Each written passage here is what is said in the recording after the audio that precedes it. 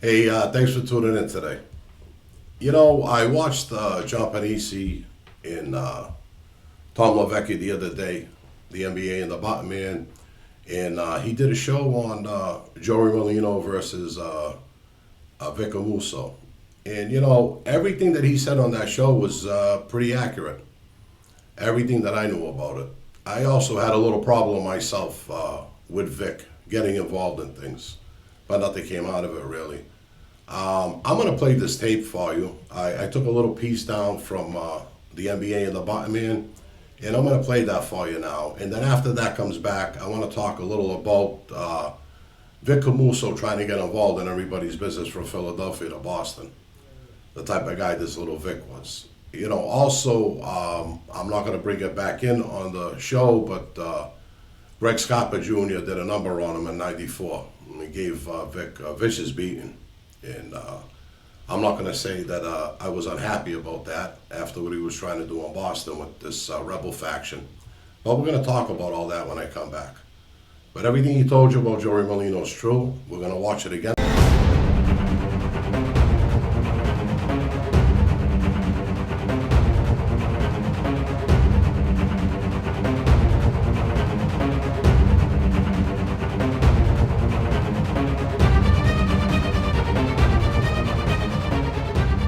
There's more to the story with Vic, and it goes back to the shooting of um, Nicky Scarfo Jr. Yep. Italian And restaurant. We got, I think, 8 bullets and survived. yeah, I think it was Halloween, and I think he got hit about 8 or 9 times with a 9 millimeter and survived.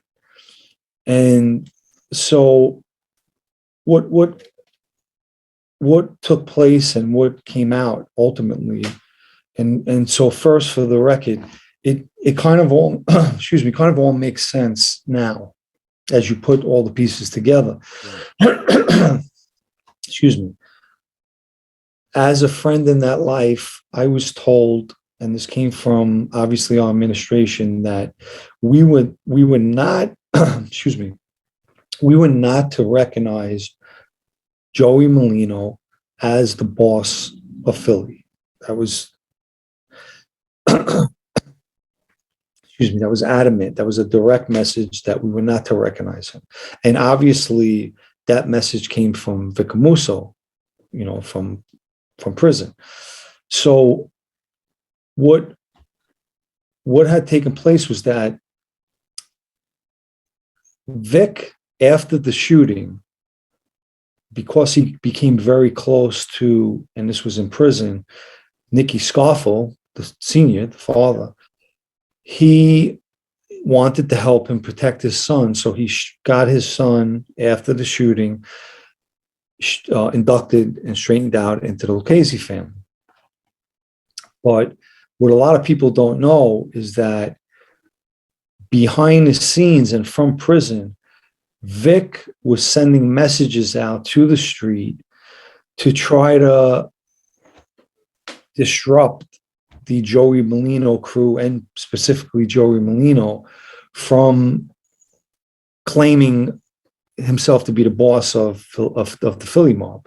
Wow. And a few things that transpired was Vic was sending messages to the New York families, basically telling them that Joey Molino is not the boss of Philly. And, we're skipping over the whole, before this all took place, you have the Molino Stanford war. And just give me a second, 1 second. I just want to, my daughter's asking me something. And as you know, John Stanford was put in place as the official boss By the Gambinos, right? Yes, and it's believed that John Stanford straightens Joey Molino out into the Philly as kind of like an olive branch to the Young Turks. Yeah.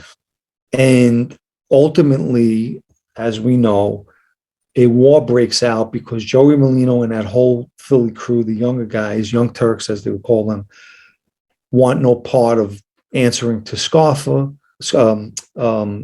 Stanford, sorry. You know, he's from the other side and they don't want to answer to him and they're calling him a greaseball and all of that. And they go to war. But Nicky Scarfo Jr.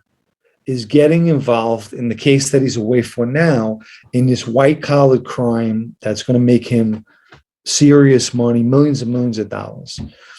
And it comes out that Scarfa Sr. has a plan in place that he wants to put his son back in place as the boss of the Philly mob, and that is going to be like a war chest to do it. And he has Vic AMUSO in the can with him, and he's kind of telling Vic AMUSO all of this, and Vic AMUSO is reaching out to the other families in New York and basically telling them, you know, we don't condone Merlino as the boss of Philly. He's not the boss of Philly. You know, he went about Cosa Nostra the wrong way. Yeah. And as you know, the Lucchese's teamed up with the West Side, which the West Side is the Genovese family. Yeah. When Johnny Gotti, you know, made his move for the Gambino family by killing Paul Castellano, and they felt it was against the rules.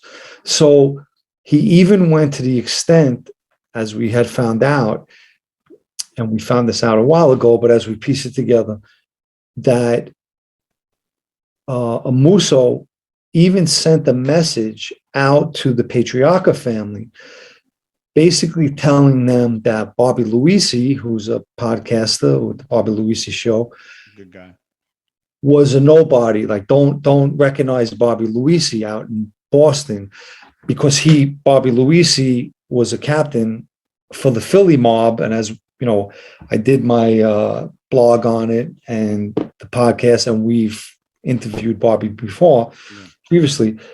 Bobby was put out and given permission to be a captain for the Philly mob out in Boston. So what Vic was actually doing was he was trying to stir the pot up and get everybody involved to go against Joey Merlino.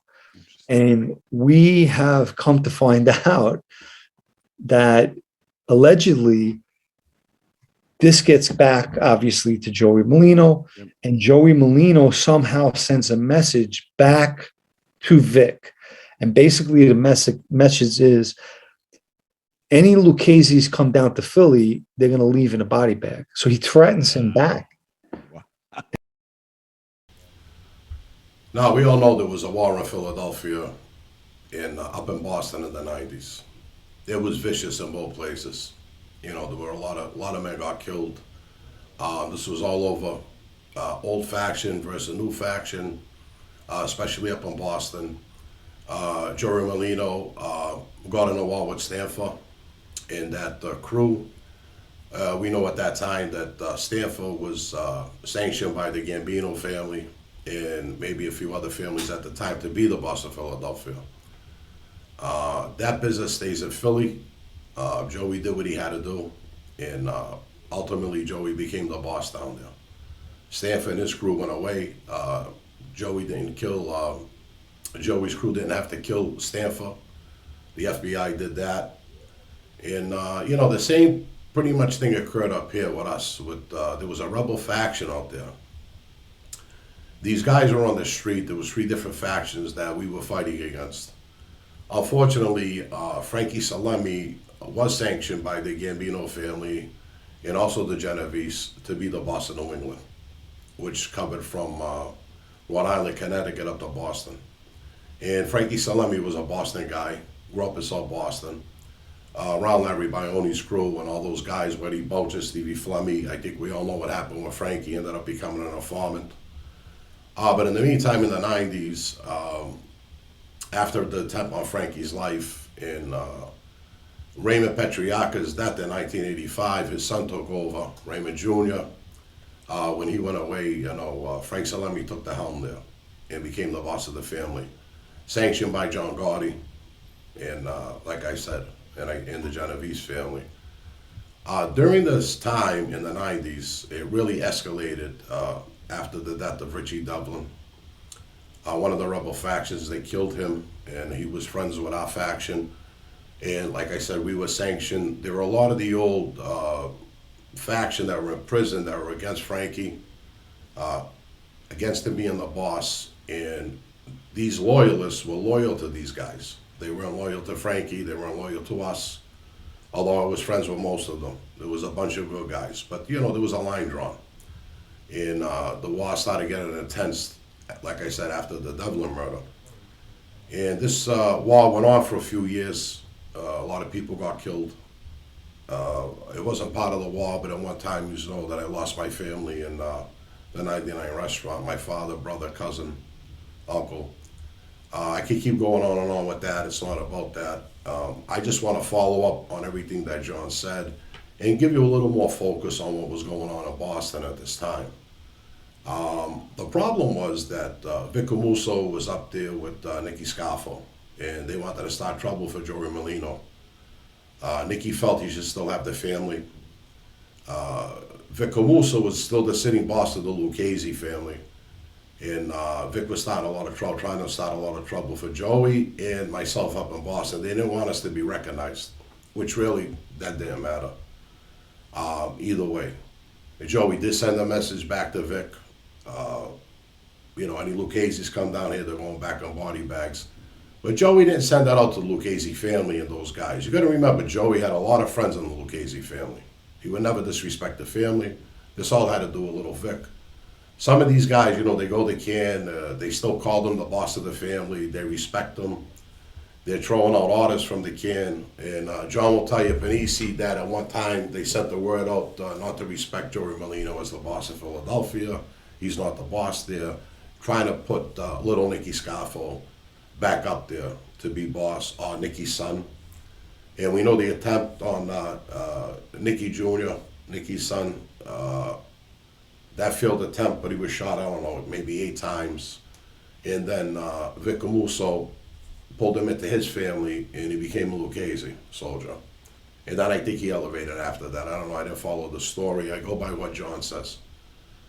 John's and Tom are pretty accurate with everything they came out with, you know, so far on their shows. I mean, they got a great show. But I just wanted to go a little more into the Boston thing. Someone asked me if the rebel faction had connections with the Gambino and Genovese family. No, they didn't. See, a lot of the guys, this rebel faction, there were 3 of them, and they were all with a main guy that was in the can. And these main guys in the can were around Little Vic, Genovese guys, whoever they were around, even probably Nicky SCARFO. And the rebel faction were trying to reach out to everybody. And Little Vic bit. I mean, you could see what Little Vic tried to do in Philadelphia, and he got involved in Boston. Now, I remember I was sitting, I had a meeting with a guy. There was me and my driver. We were in a restaurant in East Boston, and the guy comes in. It was a business thing. I was sitting in a booth. He came in, he sat next to me. At that time, I had a .25 tucked in my pants, not in a holster. And he was talking to me. He says, you know, Little Vic sent a message that you're not nothing, Bobby. So I looked at him, and I was a little feeling. I don't know what kind of look I gave him, but I think I shook him a little. As I'm turning to him, the gun, I forget if it was a 22 or a 25 I had, falls out in between us. Now he's sitting next to me on the bench in the booth, falls out in between us. He looks at me, panics. He said, is that for me? He got up off the table and he ran out of the restaurant. Well, he left at a fast pace, I'll put it that way. I'm not gonna say run. And I never got to reply to the little Nick, but to Little Vic. But eventually I did. No one gave a shit. And then when I was, now this is long before I even went down to Philly. This is how much involvement Vic was trying to get into these 2 families, with the Petriarcas and the Bruno Scarfa family. So anyway, at that point, the war went on up here. Little Vic couldn't do anything. No matter what he tried to do in Philly and what he tried to do with Nicky SCARFO. And I heard him and Nicky SCARFO went to hierarchy in the Gambino family. They pretty much told them both to mind their business. I think Vic was more afraid because he was in there fighting appeals, and the same thing could happen to him, which eventually did. you know, that he wasn't the boss anymore. So only in name for a little while. But believe me, the Lucchese's, they were coming up here. We were dealing with a few of them. Joey had Lucchese friends down in Philadelphia and the Philly guys. There was never any potential for war, but Joey did send the right message, and we all sent the right message back. You know, I gotta tell you one thing about these Philly guys. They don't care about anybody. That's their territory. They're building again now. They're a serious bunch of guys. I know, I was with them firsthand. I was a cop with Jean and the family. And they were a great bunch of guys, and they're loyal, and they're solid, and they're serious. These Philly guys are serious guys. Now, we know about some stories in the past with all of these guys, but let me tell you something. They're men. And I say that because I'll tell you, they took me in, like I said. And I say this because it's the truth about these guys. And Joey would never take nonsense from anybody. And Joey ended up being tied in with the Gambino family and the rest of the families. So that all became nonsense. Little Vic lost that. I just wanted to reiterate what he was saying, you know, because it's a good story. And, you know, Joey's still out there. He's on the street. God bless him. You know, I don't know what he's doing now, or if he's semi-retired, or if he's retired all the way. I don't know what Joey's doing. I don't even know what these Boston guys are doing, but I do have to say this. Those rebel guys did their time. They came home, and now some of them are made guys, and some of them are capos in the family again. You know, when I went away in '99, at that point, Sonny Boy Rizzo from Revere, Louis Monacchio in Rhode Island, who was the boss at the time, made Sonny the underboss here. And they were always determined to put everything back together. Now, making Sonny Boy the boss, he was an older guy. I think Sonny was actually an Appalachian. That's how far back Sonny went. Well-respected guy. Very strong, had a stronghold in Revere, Massachusetts. And they started putting their family back together. When I was on the street, it was all in disarray. And it was still in disarray when I went away. You know, the leadership changed several times. But I do have to tell you this. When we were on the street,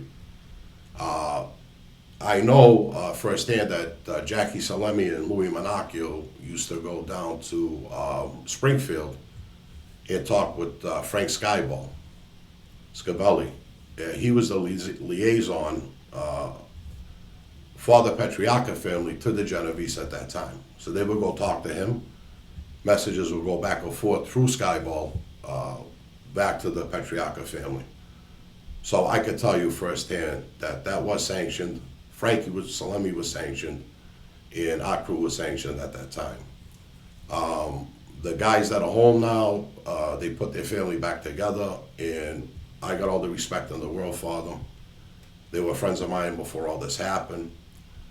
But just to say, to go back again with this little Vic, this is what this man did, this is what they try to do, but they failed on it. And yes, till this day, there's still a strong bond between the Petriacca family in New York, and there's still a strong bond between the Philadelphia family in New York. So like I said, I just wanted to come on, I wanted to give you that little bit. I love the show that John and Tom did. So thanks for tuning in, and maybe we get a little more information later for you. But thanks for tuning in.